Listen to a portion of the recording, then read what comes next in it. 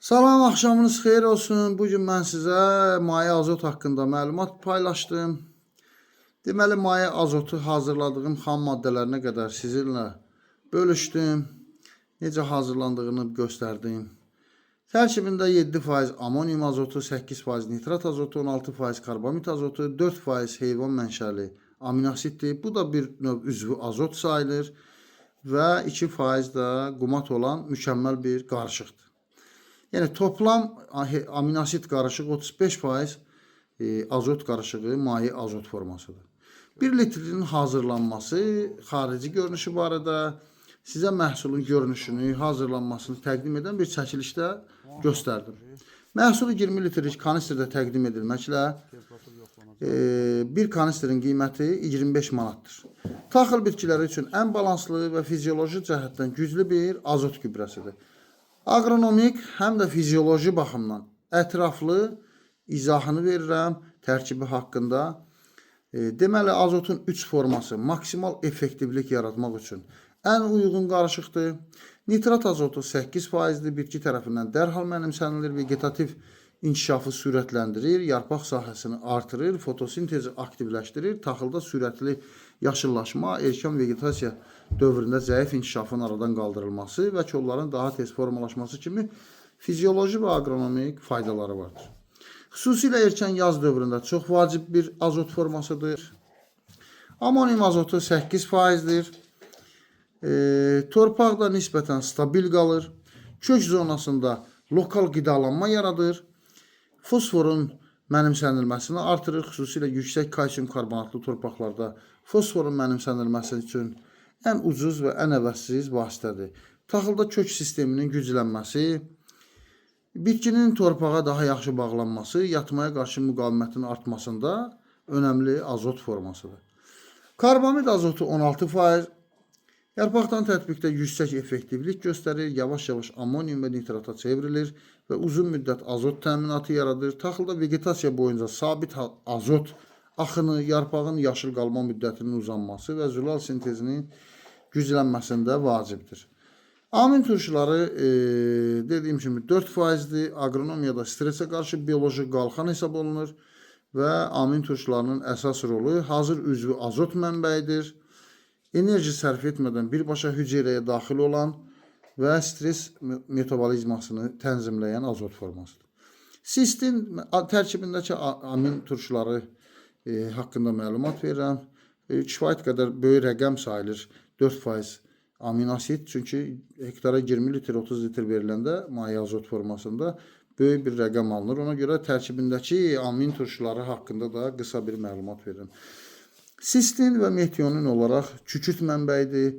Bitkidə glutamik olaraq azot metabolizmasını, serin olaraq hüceyrə divarını, lösin və valin olaraq dənin mayalanması və iriləşməsini, prolin susuzluq stresində, yüksək temperatur stresinə davamlılıq yaradır bitkidə. Aspartik asidli izolösin də enerji metabolizmasıdır və eyni zamanda enerji mənbəyidir. Glisin də sağlam hüceyrə strukturudur. Alanin karbon azot balansı deməkdir. Valinlə tirozin bir yerdə fenolik metabolizmada rol alır. Arginin azot daşıyıcısıdır. Fenilalanindir. Lignin bir yerdə lignin sintezi olaraq yatmağa, yəni yıxılmağa müqaviməti formalaşdırır bitkidə. Histidin enzim aktivliyində, lüzün zilal sintezində, lüsün deməli hüceyrə metabolizmasını, taxılın ən ehtiyacı olan ciddi problemlərin həllində rol alan aminoasitlərdir. Və agrovul azot, yəni bunun adı agrovul azotdur, yəni yunundan hazırlanmış azot gübrəsini heç nə əvəz eləyə bilməz. Tərkibinin zənginliyinə görə baxmayaraq ki, pambıq, qarğıdalı, günə baxan və s. bitkilər önəmli azot qarışığıdır və həddən artıq isti yay mövsümünün streslərini aradan qaldıracaq elementlərlə təchiz olunmuşdur. Taxılda xüsusilə faydaları daha ciddidir. Soyuq, taxta istilik stresini azaldır. Herbisid, fungisid fitotoksikliğini aradan qaldırır. Kök və yarpaq regenerasiyasını özünü sürətli bərpasını, bitkinin özünü sürətli bərpasını sürətləndirir. Zülal və ferment sintezini aktivləşdirir. Xüsusilə erkən yazda, bayraq yarpaq mərhələsində, stres sonrası dövrlərdə çox dəyərlidir. Qumat tərkibində 2% var və torpaq və bitki arasında sağlam körpü rolunu oynayır. Qumatın işləmə mexanizmi torpağın kation mübadilə qabiliyyətini artırır və mikroelementlərin çökməsinin qarşısını alır. Kök inkişafını stimullaşdırır. Qumatın 2% olması sizlərə az görsənməsin. Bu hektara 20 litr ilə 120 litr arasında veriləndə qumat yekun həcmdə ciddi miqdarlarda olur. Taxılda əsas təsirin desək, tükçüklərinin sayını artırmaqla və qida maddələrinin mənimsənilməsini yüksəldir. Torpaq strukturunu yaxşılaşdırır, su stresinə davamlılığı artırır. Nəticədə eyni gübrə dozasından daha yüksək effekt alınır. Məhsuldarlıq və keyfiyyətə təsiri sümbül sayının artması, dən sayının artması, dənin çəkisi, dənin iriliyi, zülal faizi və xüsusilə də buğdada gluten keyfiyyətinin yaxşılaşdırılmasında ən önəmli azot formasıdır. Qiymət də çox ucuz təklif olunur.